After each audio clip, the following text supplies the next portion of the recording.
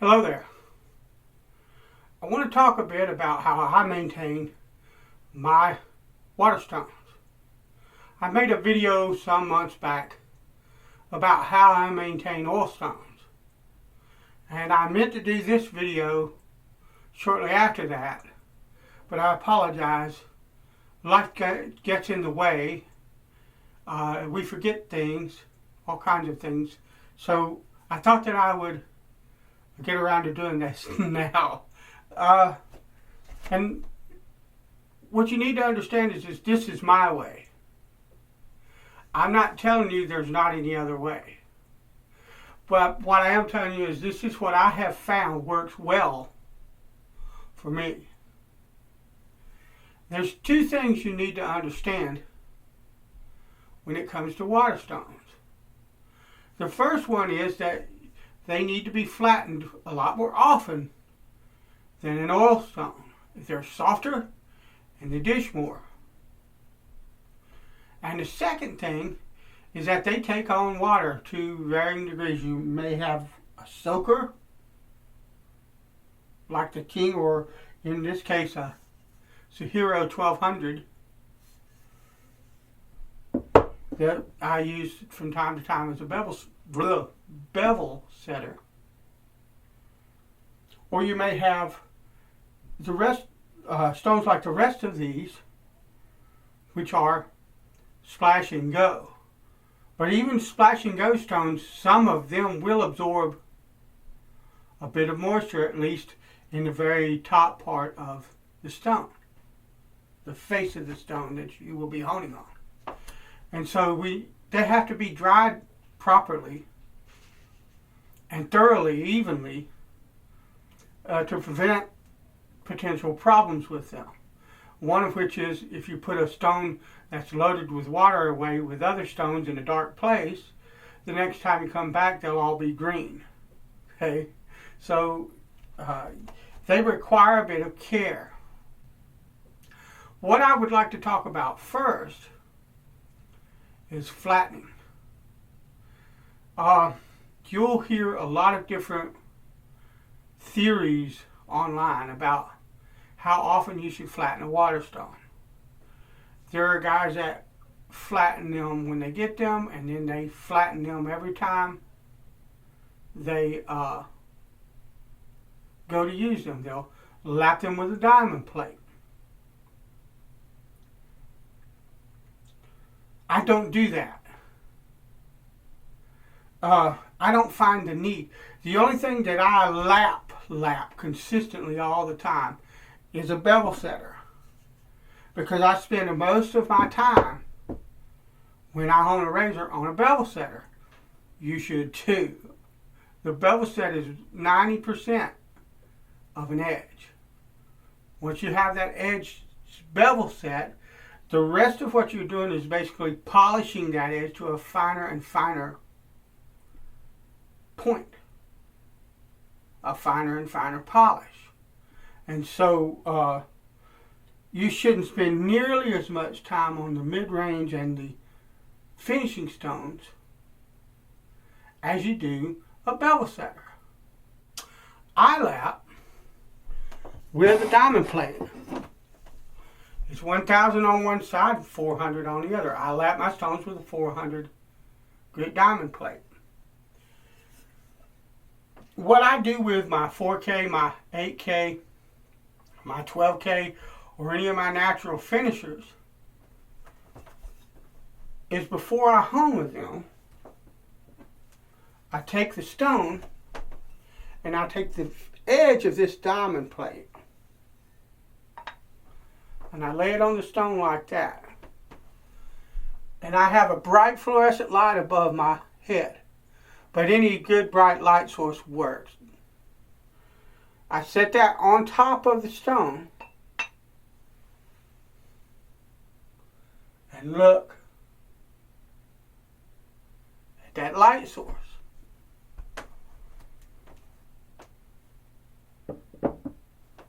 If there's no light between this edge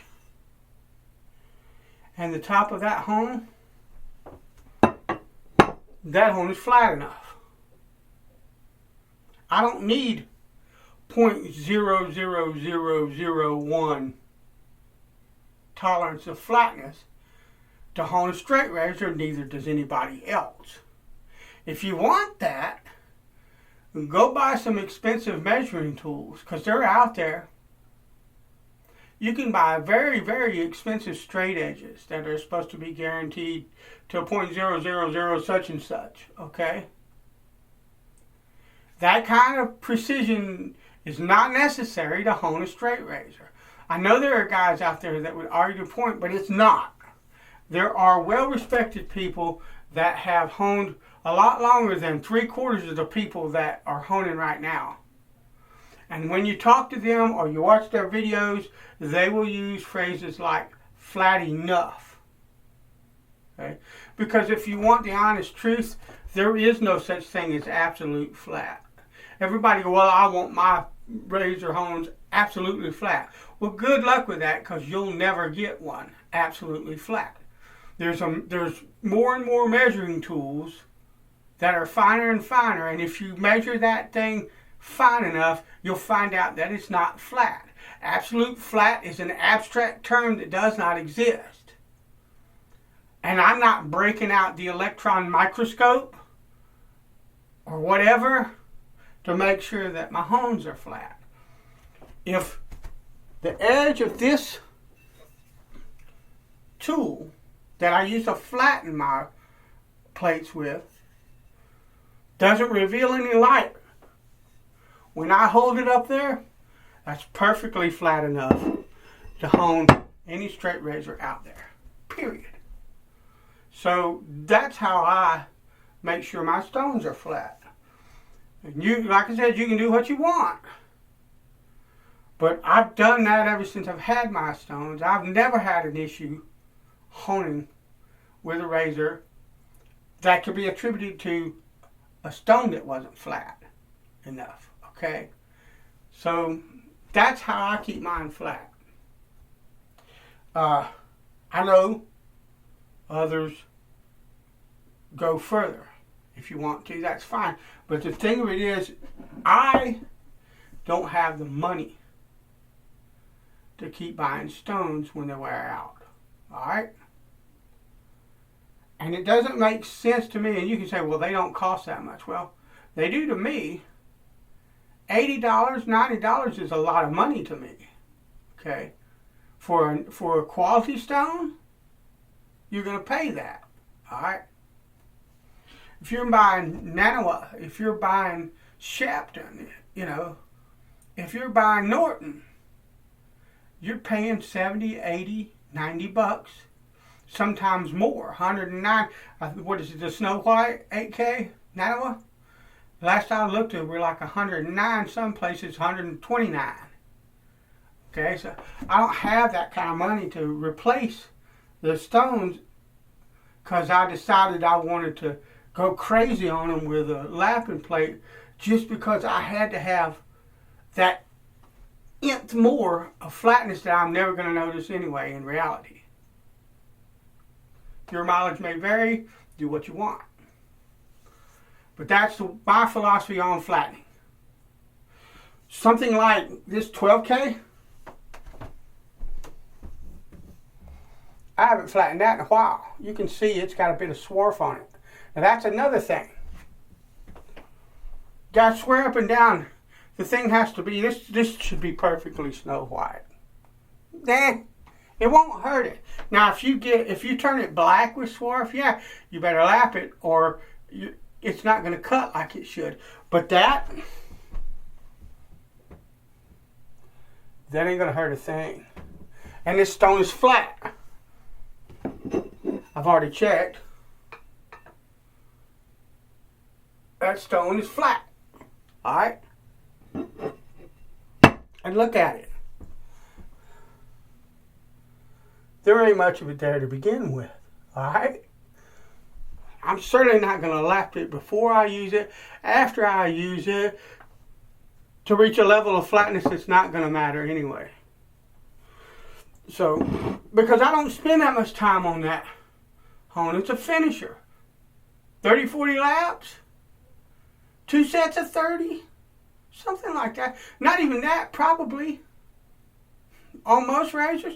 And that'll polish the bevel out and give you a nice shave. Okay? So, you know, I don't see the point. Alright, well, what about water management? What I mean by that is drying. Well, you see these stones, they're all sitting on their side, right? They're on their edge. There's a reason for that. When I finish honing with them, I sit them on a dry counter. I dry them off with a washcloth or microfiber cloth or something like that. A towel, something that's not going to leave a bunch of lint on them. I pat them dry so there's no water dripping off of them or anything like that. And I lay them on their side on a dry counter so the air can flow through both sides of the stone and they'll dry evenly. Now, something like the nano stones that are splash and go, they might only take 3 or 4 hours to completely dry, okay? Or 5 or 6 hours. I know the 4K takes about 5-6 hours to really truly dry in my environment, because what will happen is, no, it doesn't soak water up. You don't have to soak it. The whole stone doesn't get full of water like that Suehiro bevel setter does. But the very top surface of that hone will take on water. And I want that to dry evenly. I want airflow through it so that it dries real good before I put it back in its box and put it with the rest of my hones. Because I don't want it to mold, but I don't want it to warp or twist or crack or anything like that. And so I want it to dry as evenly as possible. You see a lot of guys, they'll set a hone down like that and let it dry. Well, there's no airflow to the bottom of that stone. It's drying unevenly. Take a piece of wood. I don't know, most of you are not woodworkers, but I can tell you, like with a guitar top or guitar sides, before you put the instrument together, that really thin wood, I can take that and everything can be dry. And I can lay it flat on a bench and walk away from it, and the next morning it'll look like a potato chip. Because air was only getting to one side, and the moisture inside that wood did that, okay, to the wood. You got moisture in the stones, in at least one side of the stone, or in the whole stone in the case of a soaker. Okay, so you want to let it dry thoroughly before you put it away. You want to make sure, and one of the other things I can do, you can watch the stone. And as it's sitting on the counter, it'll start drying up here or drying down here. This spot will look lighter or darker depending on whether there's water in it or not, how it's drying. When I see that like one side of it is kind of dry, then I flip it over, set it back down, let it dry, let the other side dry good and solid. Just a little bit of care to be careful with it and make sure that it dries in an even and thorough way. Now, these might take up to a day, depending on the humidity and stuff like that. With a soaker, 2 days minimum it sits here on this counter, and I flip it 3 or 4 times or 5 or 6 times. When I walk past it after a few hours, I might flip it, okay? Because I want it to dry evenly, and I want it to dry thoroughly before I put it with the rest of my stones, because, again, I don't want a whole bunch of mold. Now, there are guys that store stones like this in a thing full of water, and they keep it that way. If you want to do that, that's fine. They add a little bit of bleach to the water to keep it from molding. I'd just rather let it spend a few days, because I'm not running a production honing outfit here. Nobody pays me to hone their razors. I don't ask for any money if I do hone for somebody. Okay? It's very seldom that I do, but every now and then I'll hone a blade for somebody. Okay? Mostly I'm honing for myself. And when I get done, I have the leisure to set that stone there and let it dry. And that's who I'm talking about. I'm not talking to professional, quote-unquote, honers. I'm talking to you guys that are like me, that you're honing for yourself. Okay? You got the time to set a stone like that aside and let the son of a gun dry thoroughly before you put it away. So that's what I do, and that's what I recommend. And this is how I care for my stones and do my best to keep them in as best shape as possible, so that they will last me as close to my lifetime as I can possibly get them to. And I hope that this video has helped you and given you an idea of how you want to care for yours, because what I can tell you is a lot of times when I'm learning things, I will look at several different ways of doing it, and what I'll end up with is an amalgamation. I'll take a little bit from this guy, and a little bit from that guy, and a little bit from this guy over here, and a little bit from that guy over there, that I know will fit together and work. And that's how I come up with my process. So hopefully what I've shown you will give you some ideas to help you to come up with the way that you prefer to store your stones. Bless you. I'll talk to you later.